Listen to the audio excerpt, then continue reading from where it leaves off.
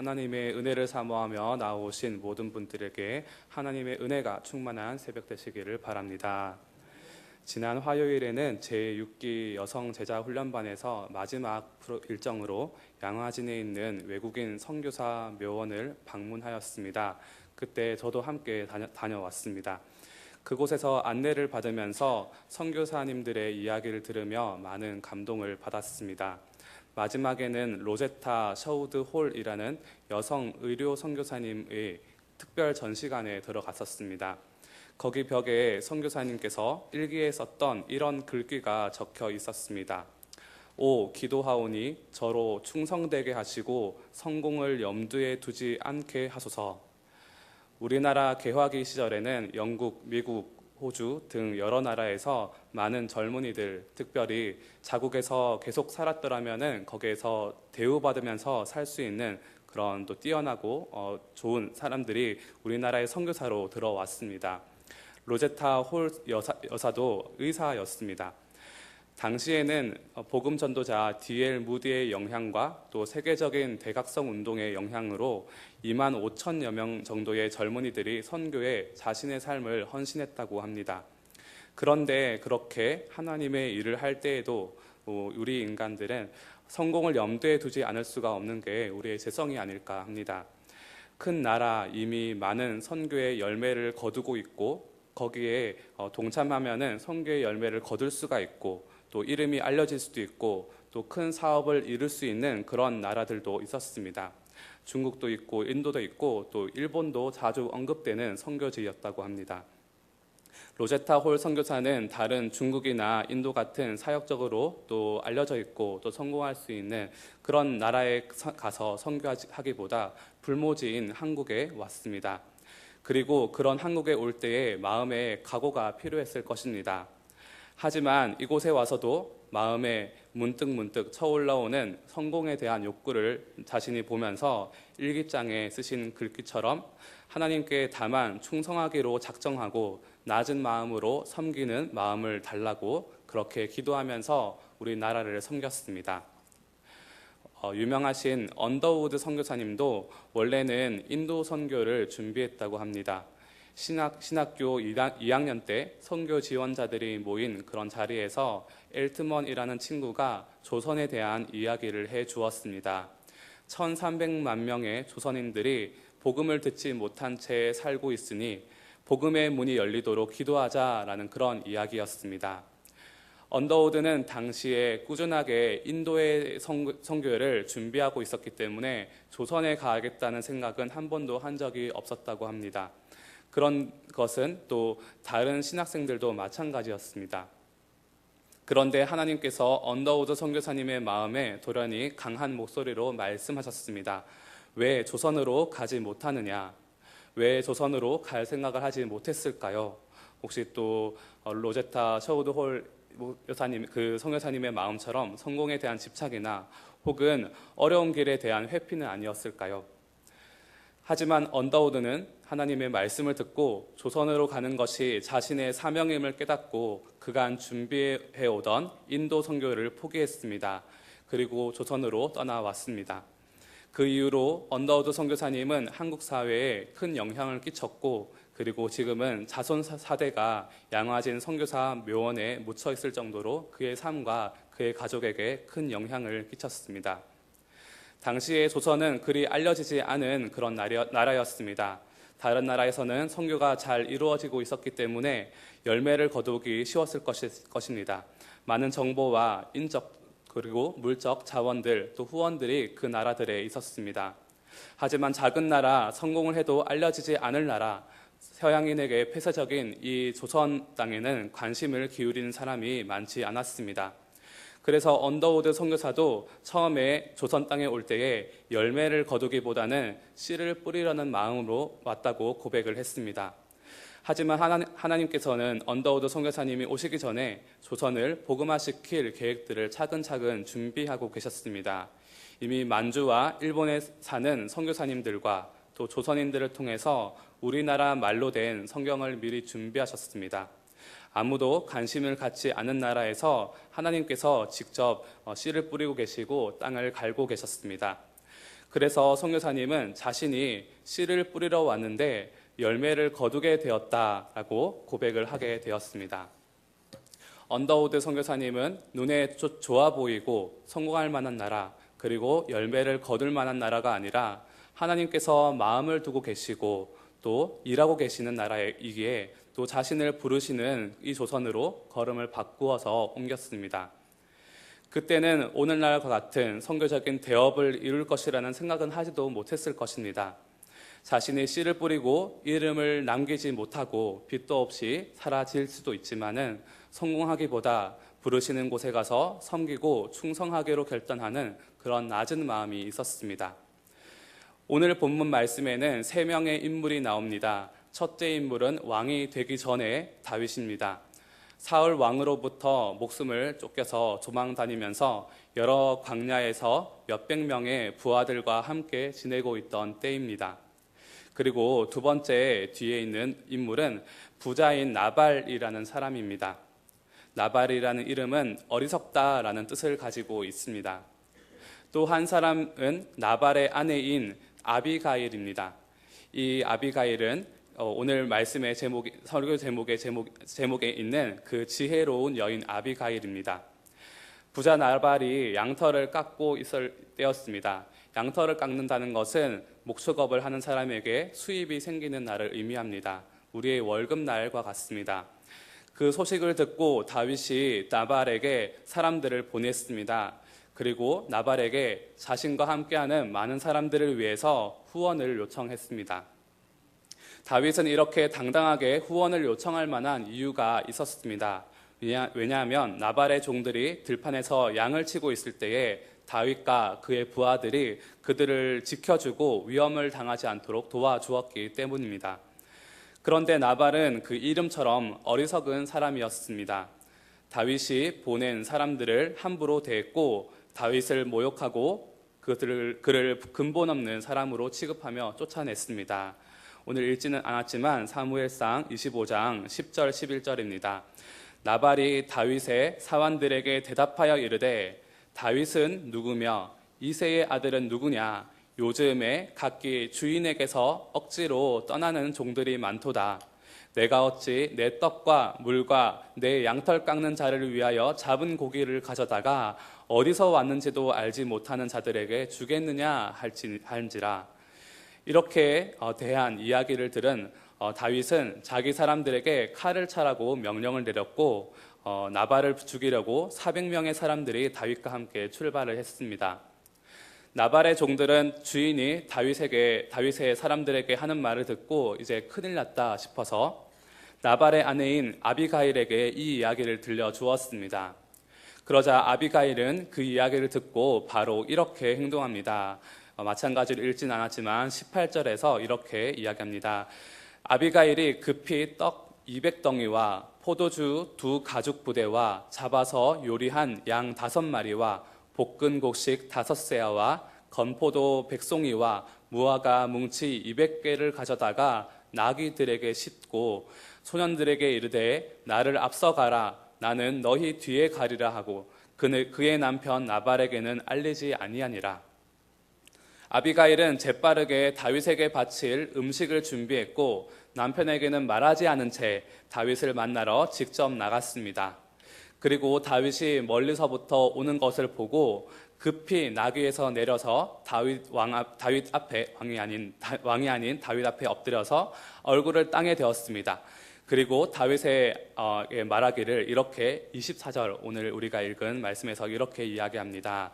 내 주여 원하건대 이 죄악을 나 곧 내게로 돌리시고 여종에게 주의 귀에 말하게 하시고 이 여종의 말을 들으소서 하면서 말을 시작합니다. 이때 아비가일이 한 말이 우리가 오늘 읽은 본문의 말씀입니다. 이 장면은 아비가일의 지혜가 참으로 빛나는 장면입니다. 아비가일은 먼저는 민첩하게 행동했습니다. 상황 판단이 빨랐고 어떻게 해야 할지 정확하고 빠르게 처신을 했습니다. 먼저는 다윗 앞에 엎드려서 땅에 얼굴을 대었습니다. 그리고 다윗이 필요했던 음식물을 바쳤습니다. 또 처음부터 다윗을 내 주여라고 부르고 자신을 여종이라고 낮추어서 말합니다. 그러면서 이 모든 일이 자신의 죄라고 설명하고 나발 자신의 남편은 어리석은 자이니 신경 쓰지 말라, 개의치 말라라고 이야기를 해줍니다. 그리고 자세를 낮추고 선물을 주고 다윗을 높여주어서 다윗의 분노를 풀어줍니다. 또 다윗이 받은 모욕에 대해서는 자신의 남편과 자기 자신 스스로를 모욕함으로써 그 모욕감을 해소시켜 주었습니다. 아비가일이 이때 취한 태도를 한 단어로 정의해 본다면 겸손이라고 말할 수 있을 것입니다. 자신을 낮추어서 겸손하게 행동했기 때문에 다윗의 분노를 풀어줄 수가 있었습니다. 이렇게 아비가일의 지혜는 겸손이라는 모습으로 나타났습니다. 잠언 11장 2절에서 이렇게 말씀하십니다. 교만이 오면 욕도 당하거니와 겸손한 자에게는 지혜가 있느니라. 반면 나발은 어리석어서 교만하게 행했습니다.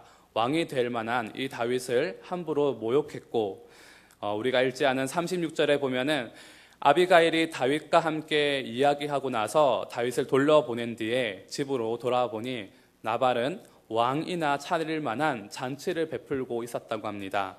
자신이 죽을 뻔한 그런 순간에도 교만하고 어리석은 모습을 하고 있었습니다. 그래서 잠언의 말씀대로 욕을 얻게 되었습니다. 하지만 지혜로운 아비가일은 겸손할 줄 알았습니다. 겸손한 태도로 잘 처신하였고, 그래서 다윗을 돕고 또 남편인 나발을 또 집안 사람들의 생명을 구원했습니다. 한편 다윗은 처음에는 분노했습니다. 그때는 다윗도 교만한 마음이 있었습니다. 왜냐하면 하나님께서 심판하셔야 하는 이 나발을 자신의 손으로 심판하려고 했기 때문입니다.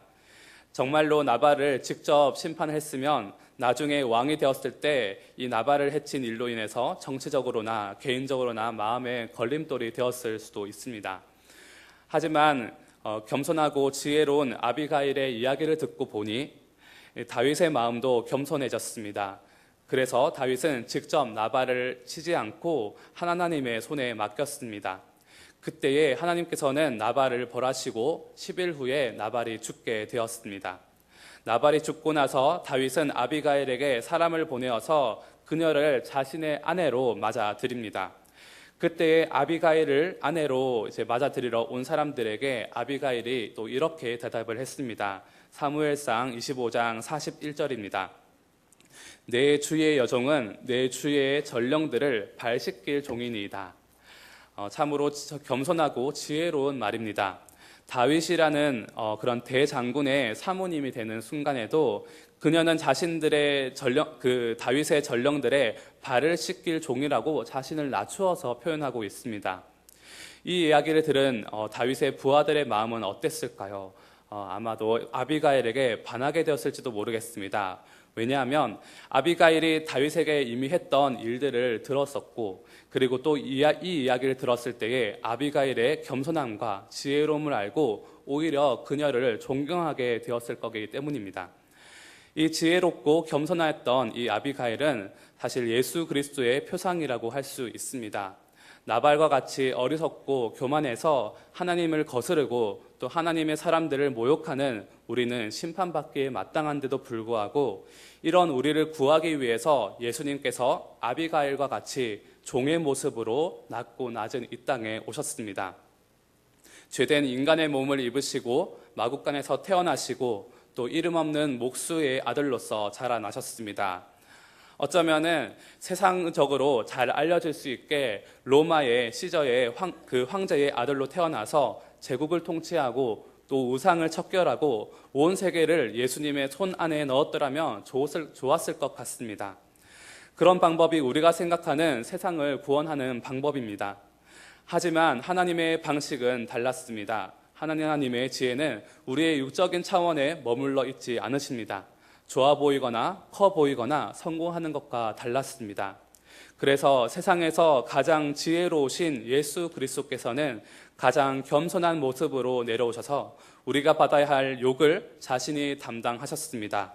땅에 얼굴을 대셔야 했고 또 우리를 위해서 침뱉음과 모욕을 대신 당하셨습니다.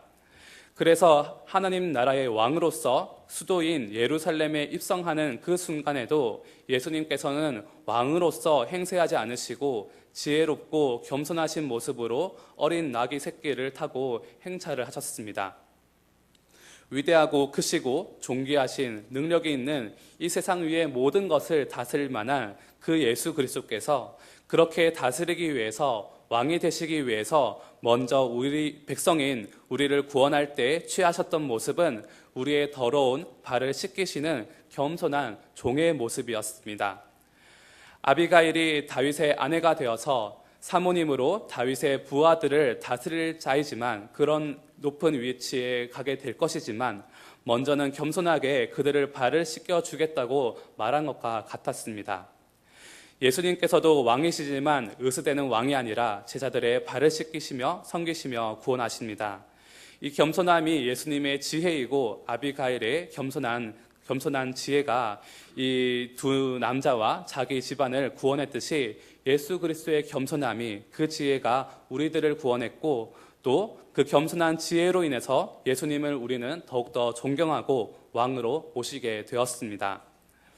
우리도 또한 예수님이 하신 대로 다른 사람들의 발을 씻겨줄 때에 우리는 나와 다른 사람들을 구원할 수가 있을 것입니다. 정리하겠습니다. 오늘 우리에게도 발을 씻어줘야 할 옆 사람들이 있을 것입니다.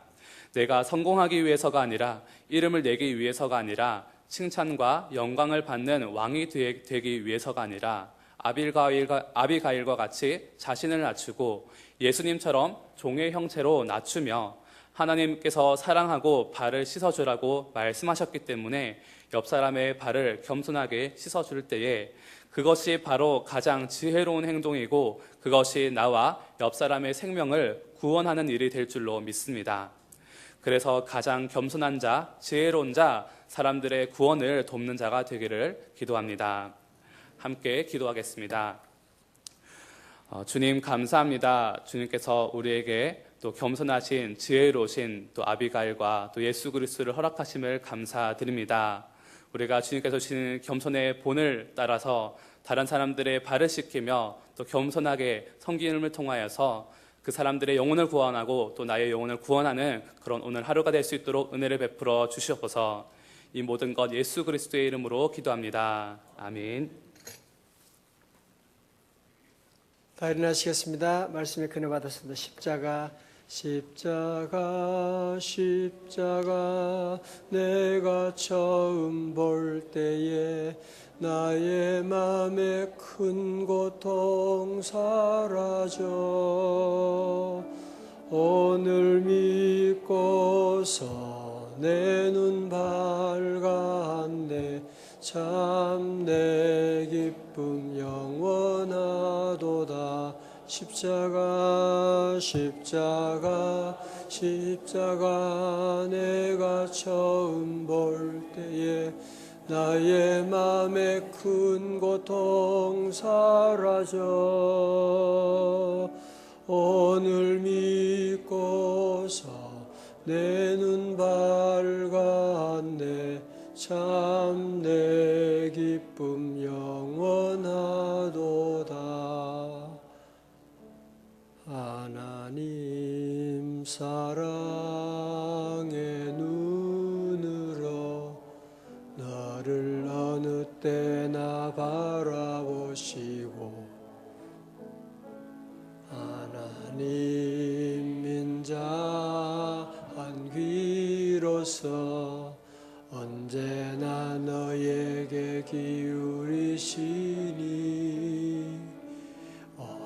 어두움에 밝은 빛을 비춰주시고 너의 작은 신음에도 응답하시니 너는 어느 곳에 있든지 주를 향하고 주만 바라보지라.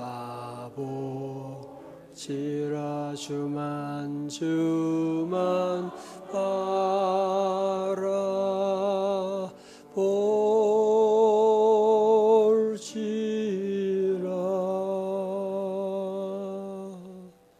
다시 오늘은 반드시 좋은 날이다. 아멘. 왜? 주님이 함께 하시니까 주님 우리를 도와주시니까, 주께서 우리 길을 인도해 주시니까 오늘 우리의 가는 길은 십자가 길을 가야 돼요. 세상은 다 영광, 성공을 얘기하지만 우리 성도들은 늘 십자가 길을 걸어가고, 십자가 길을 걸어가고 거기에 부활이 있고 영광이 있고 행복이 있고, 진짜 행복은 십자가에 있는 거예요. 그죠? 진짜 행복은 십자가에 있죠. 여러분 가정에 십자가 질 때 거기에 행복이 있는 것이지, 십자가 밖에서 얻는 것은 행복이 아니고 다 짝퉁이에요. 그죠? 잘못된 쾌락이에요. 그것 때문에 다 나중에 큰 낭패를 보게 되는 겁니다. 항상 십자가 지고 십자가 사랑하고 십자가 길을 걸어가고, 오늘 말씀처럼 십자가 길로 늘 주의 놀라운 은혜, 능력, 오늘도 승리하는 복된 한 날 되시기를 축원합니다. 다시 한번 오른손 주먹죠. 나는 오늘은 반드시 좋은 날이다. 아멘. 오늘 특별히 교사의 날, 우리 자녀들 위해 기도한 날입니다. 함께 위해 기도하시고요. 또 내일 우리 토요일 온 가족 새벽기도 다 함께 깨워서 자녀들과 함께 나와서 함께 우리 기도하는 날입니다. 오늘 또 여러 가지 많은 모임들 있죠. 위에서 여러분 함께 참여하시고 기도해 주시기 바라겠습니다. 두 손 다 높이 들고 함께 우리 주여, 우리 세 번 다 같이 함께 간절히 부르짖고 함께 우리 교회학교 부흥과 우리 다음 세대 자녀들 위해서, 또 우리 민족을 위해서 다 함께 기도합니다. 주여, 주여, 주여. 할렐루야, 할렐루야, 할렐루야. 할렐루야. 주님 감사합니다. 아버지 하나님 감사합니다. 우리 새벽에도 깨워주시고 우리 주님 바라보게 하시고 주의 성전에 인도하사 만민이 기도하는 집에서 기도하게 하여 주시고, 아버지 하나님 내 영혼이 깨어서 주님 바라보시고 귀한 은총을 베풀어 주시니 감사합니다. 주여,